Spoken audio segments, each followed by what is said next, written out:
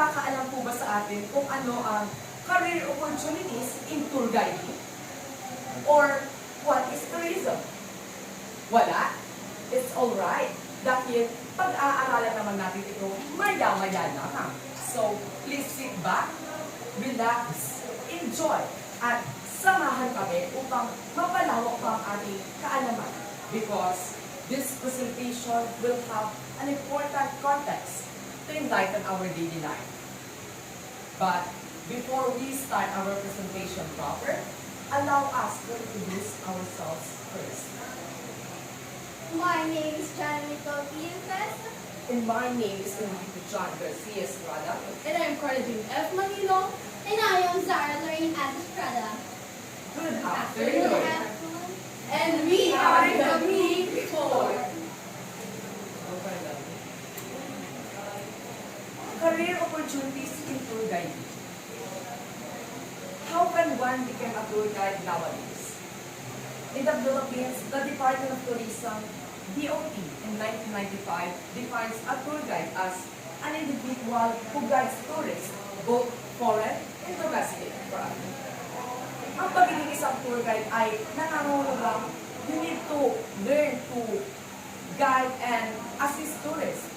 Dito sa Pilipinas, ang isang tour guide ay isang tao na gumagabay sa isang tourist, both foreign or local, domestic rather, para sa kanilang servisyo. And before I proceed to the following, do you know that there's so many rules or meron pa pong mga papeles na kailangan nating kunin sa ating mga barangay? According to the DOT or known as Department of Tourism, rules and regulations to govern the accreditation of travel and tour service. These are the following. Ang ito ay mga kailangan nating permit and clearance also. Proof that applicant has passed in seminar of tour guides. Kailangan ay pasali po tayo sa seminar dahil ang isang tour guide ay mayroong knowledgeable, may utak, dahil ang isang tourist ay maraming hinahandal na kung sino-sino. Dahil ang tour guide ay isang impluensya sa mga tourists. Number 2, certificate of good health issue. Kailangan tayo ay in good condition. Dahil marami tayo nakakasalamuhang mga tao. Hindi lamang lokal, kundi mga foreigner na taga-ibang bansa. Kaya tayo dapat ay nasa good condition. And also, ang mga ibang tour guide ay nakahandle nila ang mga mountains. Paano pag may asthma kayo? Ay kayo pa ang magsasanhi ng dulot, kayo ang magdudulot ng kapahamakan sa inyong mga turista. Pangatlo, ang clearance from the National Bureau of Investigation or known as NBI. Bakit kailangan nga ba ng NBI clearance? Bakit kailangan ng mga ganitong papeles? Kailangan dahil ang isang tour guide ay honest, law-abiding, and also iwas na rin sa harm, scams, and harassment, and iba pa. Ang pang-apat naman ay in case of offline application valid visa from Bureau of Immigration, the proper permit of DOLE, or known as Department of Labor and Employment.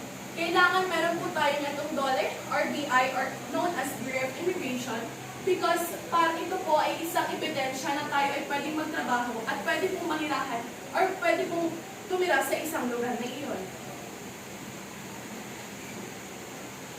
Number 5, mayor's permit or municipal license. Mahalaga ito upang magkaroon ng pagkakakilanlan ng isang tour guide at maging patunay na sila ay legal at rehistrado upang magkaroon pa sila ng tiwala ang mga tourist. Number 6, latest income tax return. Pinapakita ang latest income tax return upang mapatunayan sa mga tourist na sila ay nagbabayad ng tamang buwis o sumusunod sa batas ng buwis. Number 7, such other documents that DOT may require from time to time. Sumusunod sila sa patakaran na magbigay ng mga dokumento gaya ng birth certificate o valid ID at iba pa upang maging kwalipikado bilang isang tour guide. Some of you may wonder what is tourism.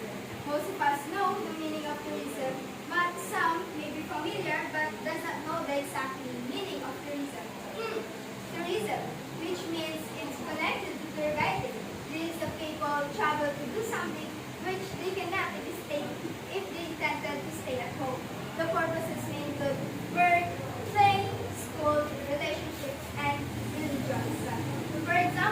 You go to school to study.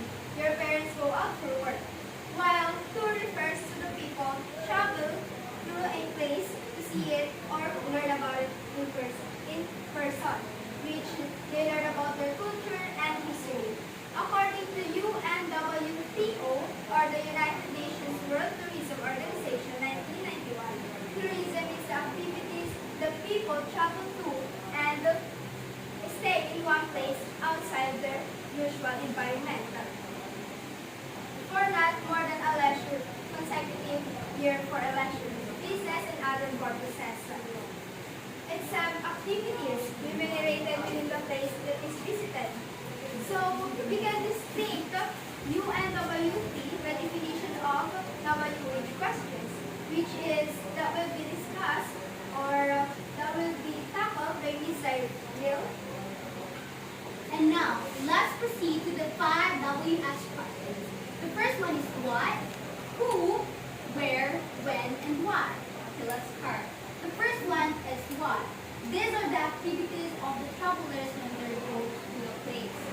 And who is the person who goes to and who stay in another place. And where is where the traveler goes to or the destination.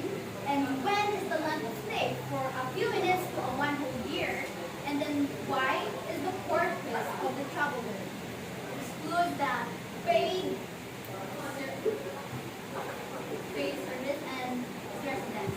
Notes that every tourism activity has a time limit. If a visitor stays in a particular destination for more than a year, he or she will not be considered as a visitor anymore. And if this happens, that visitor must get a resident visa, or else that person will be considered as an illegal alien. And also, 0 minute or no time at all is not considered as tourism. And transit or pass-through is not considered as a tourism activity. By this definition, tourism excludes the travel of people